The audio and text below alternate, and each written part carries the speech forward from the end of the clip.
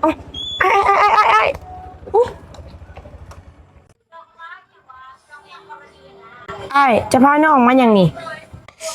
ไอ้ขับรถบ่ไหวนะขอพักผ่อนแป๊บนึงได้บ่คิดอย่างน้ำข่อยวะนี่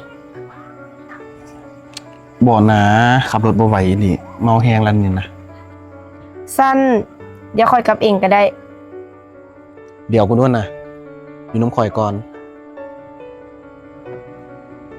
จะบ่เป็นห่วงข่อยแน่วะถ้าข่อยเป็นอีหยังมาได้ซั่นนะเพราะมันจะอยากแตบคอยวะแต่คือหยังโอ้ยบักฮามึงเอ้ยปนันสิบ้าขอมันพักไปเข้าไปแล้วกูสิบอก